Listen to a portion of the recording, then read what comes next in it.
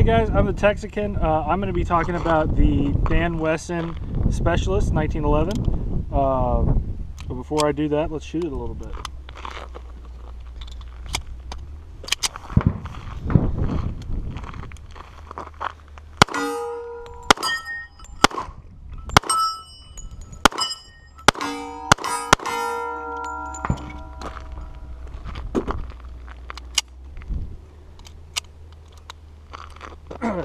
The Dan Wesson Specialist comes from Dan Wesson. The frame is all the metal parts are made out of 416 stainless, except for the slide stop, which is made out of 420. It's got a match grade barrel, as you can see.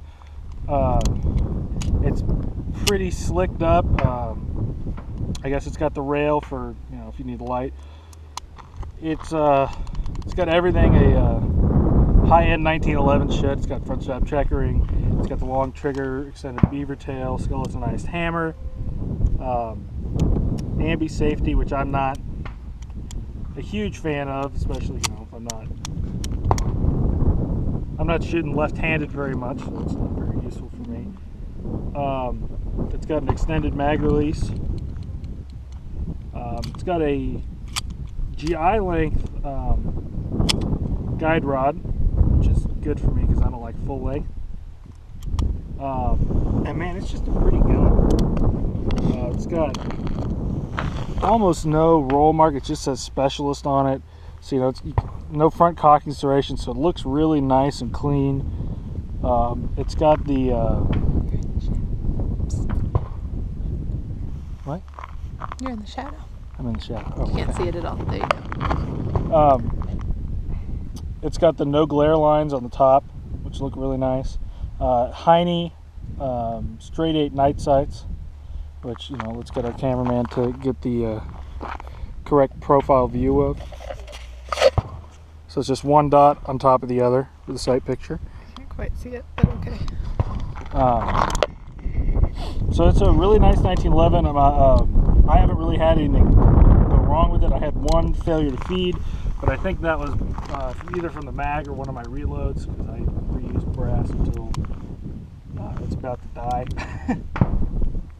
Comes with VZ grips, straight from the factory, which is really nice. Dan Wesson uses parts from a lot of different companies. For example, the safety is an Ed Brown safety. They use the VZ Operator 2 grips. So that's really cool. So I'm going to shoot it a little bit more and let you guys see it in action. And we're shooting 230 grain reloads, just standard stuff.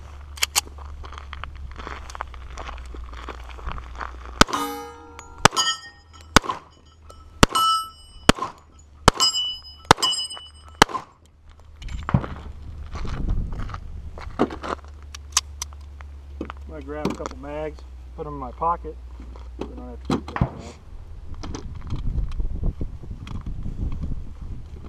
Get a little closer.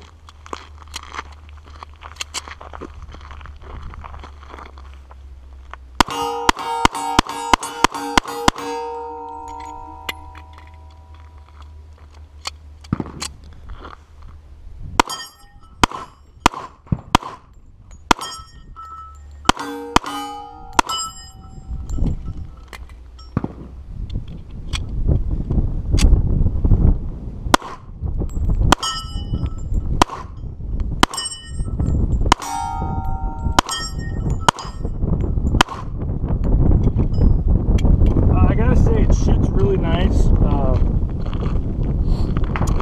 The trigger is really crisp right out of the box, which is, anybody who shoots 1911s know that sometimes out of the factory they come subpar.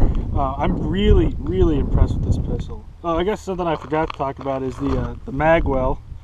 It has a hex screw that goes in. It kind of wiggles a little bit, which I'm not. It doesn't wiggle enough that, you know, it causes problems. I put a little Loctite in there, but I wish it was a one piece with the mainspring housing. The VZs are a little aggressive for me, but you know, They're really good for gloves. I was shooting with gloves the other day. So yeah, really accurate. Really accurate. You know, I don't really get into that much. I mean, you know, you can buy a Glock and get functional accuracy, you know, for $500, but I guarantee I could shoot better groups with this.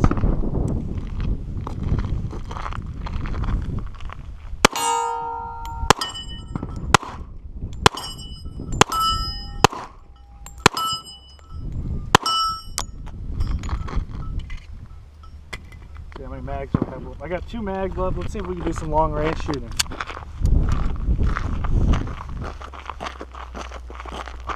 The bay we're in is 80 yards. Let's say we're about halfway back. This is 50 yards. Let's see if I can hit one of those small plates.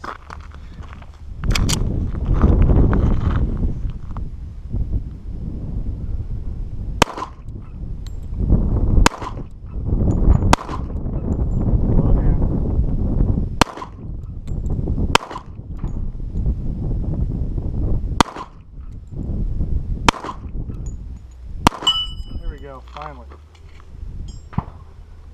See if I can do it again. That was a pretty shoddy performance. I gotta.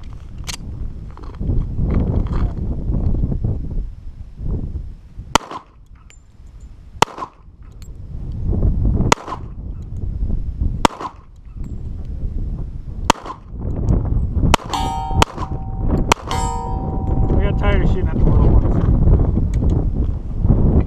So, you know, this is supposed to be just like a little mini review of the Dan Wesson Specialist. I really like it. A little expensive for an entry.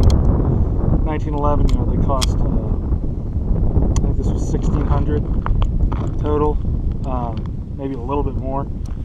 But if you want it seems like if you want a ready to go,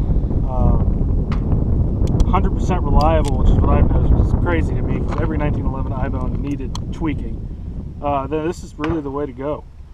Thanks, I'm the Texican.